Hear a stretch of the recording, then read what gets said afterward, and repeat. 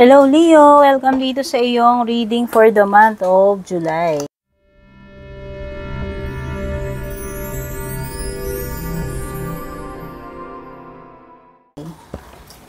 Tignan na natin yung mga energies.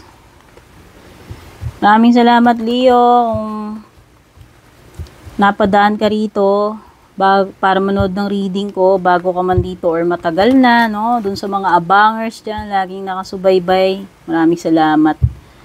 At yung mga walang sawang nag-share ng ating mga readings, malaking tulong po yan.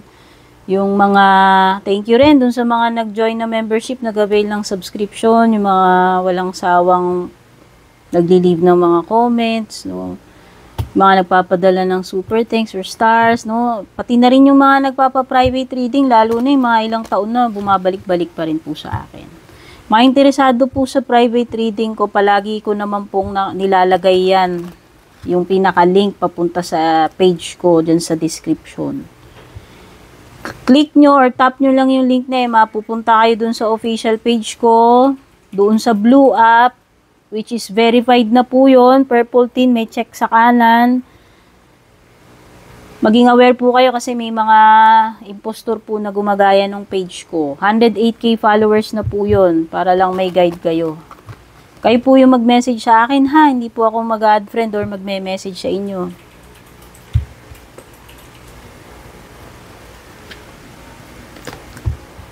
Kunin natin yung overall energy mo.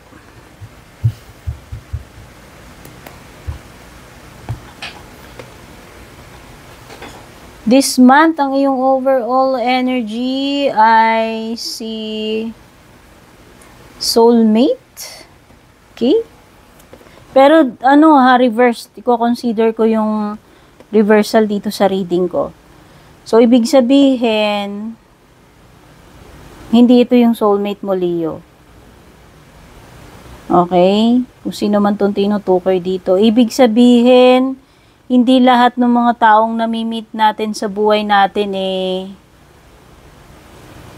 alam mo yon, magi-stay forever, or hindi lahat ng taong nami-meet natin, dumarating sa buhay natin, nakakasundo natin.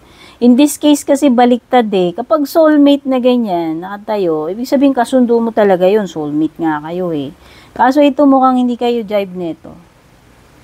Siguro. Opposites kayo niyan, tapos marami kayo sigurong mga differences ng person na yan, hindi kayo magkasundo, para kayong aso't pusa siguro, no? Yun lang. Or pwedeng hindi in alignment yung ninyo, yung mga gusto nyo mangyari right now. Magkaiba kayo ng path, or magkaiba kayo ng mga plano, ng mga gusto mangyari, kaiba kayo ng mindset, ng feelings about something. Pwedeng romantic yan, pwedeng hindi. Ang soulmate naman, hindi lang naman romantic. Yun nga lang kasi baliktad, so hindi. Okay? Kumbaga, it's not meant to be, or it's not meant na mag-jive kayo.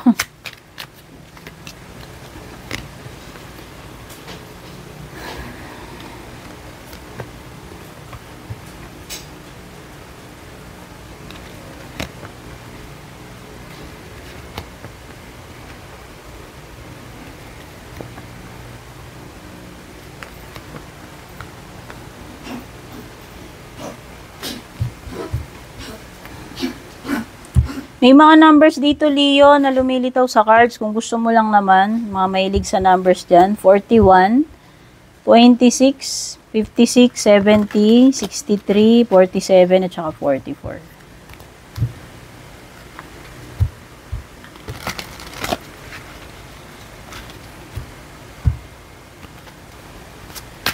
Wow, Leo, nakikita ko dito na mahihit mo yung target mo or yung goal mo this month.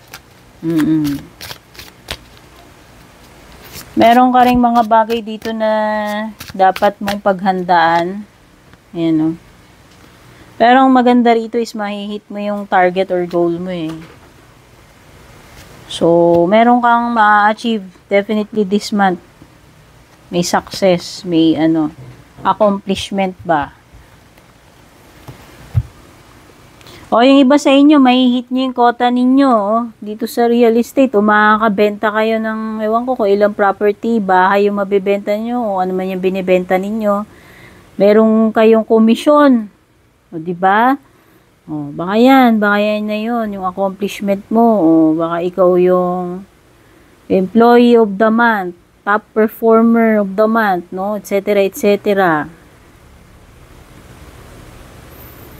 Okay, nakikita ko na may mga problems this month, pero imahinasyon mo lang yung kailangan, diskarte mo yung kailangan, Leo. Minsan, kailangan nating talagang ganun maging imaginative tayo, creative, madiskarte, no? Actually, yan, natututunan natin na yan along the way yung sa mga nararanasan natin sa habang nandun na tayo sa, kumbaga parang OJT mo na sa buhay mo. Doon mo na matututunan yung mga yan. Habang tumatagal, kumbaga. Wow, so nakikita ko dito sabi ko nga, magpapakasipag ka, uunahin mo lahat ng trabaho, tatapusin mo lahat yan, tapos in the end, nakikita ko dito maghahayahay ka naman, no? So, kasi nga makakabenta ka or marami kang matatapos dito. Tapos sa huli, relaxation naman. Happy. Ayan, nakikita ko may bonding dito ng mga amigo, tropa mo, mga kaibigan mo, barkada mo, no? Kung sino man itong mga to. Nakikita ko ano kayo dyan. May, ayan no, parang pinapamper mo yung sarili mo dito, no? Basta meron dito dapat maagap ka o malayo pa lang mag-prepare ka na. Ito. Maging alert ka rin. Parang yung iba dito naghihintay ng something like a go signal, a confirmation dito. Basta importante yung pagiging Boy Scout, Girl Scout dyan, Leo. Palagi kang handa dapat. Or alert. Okay? So, nakikita ko dito iba sa love life ninyo, pwedeng may tampuhan. Ayun na nga, may disharmony. Ayan o. May disharmony. Pero nakikita ko, masosolve nyo naman problem nyo dyan yung sun card o. So, whether sa love life mo, or kung ano mang iba pang problem yan, nakikita ko masosolve nyo yung problem nyo. With the sun card. So, kung may away man, tampuhan, parang nag-asot pusa kayo ng jowa mo, ng asawa mo, nakikita ko, magiging happy ending din to with the sun card. Mare-resolve yung issues ninyo. Kung ano man yung tampuan na yan, away na yan.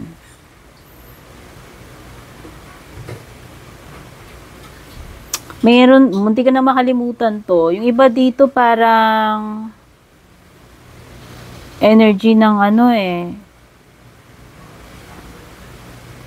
alam mo yung na stranded or na grounded. Ayan, no? Kasi parang nakulong, di ba pag nakakulong ka, hindi ka makaalis. Nasta ka na doon, wala kang magawa. O, limbawa, basta nafe-feel ko rito, ito yung sitwasyon na kailangan mo na lang palipasin, pagpasensyahan na lang, magtiis ka na lang, lilipas din yan. And eventually, makakaalis ka rin dyan, makakalaya ka rin dyan, no? Pero, itong energy na yan, noong una, wala kang magagawa ayan, no? So, why stress? Kung wala ka namang magagawa, edi palipasin mo na lang, lilipas din naman yan, di ba? Yun lang yun.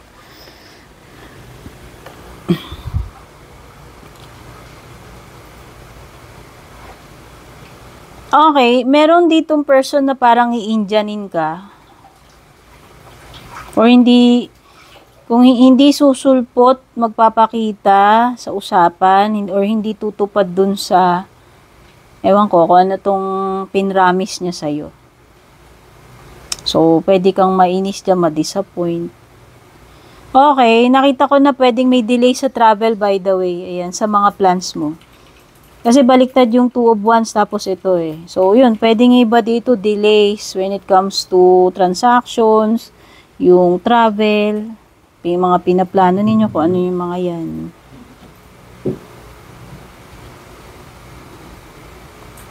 Oo, mukhang stock up ka muna. Stranded ka muna sa kung saan to o sa bahay. Pahinga muna nakikita ko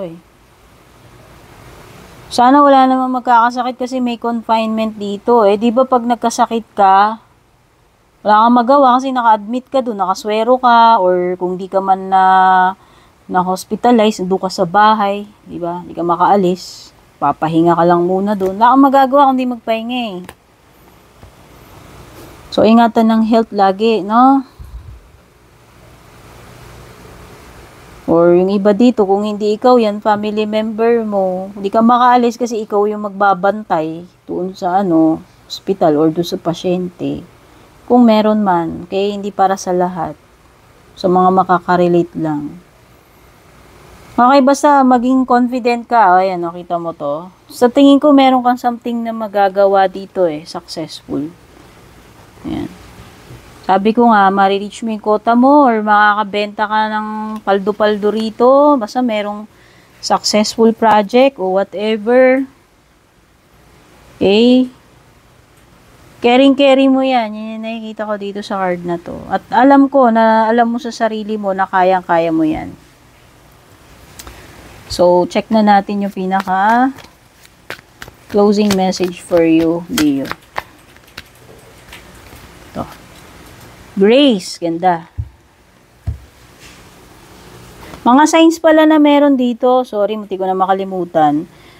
Pwedeng may water signs or fire signs. Kasi ito na yung closing message mo, Grace.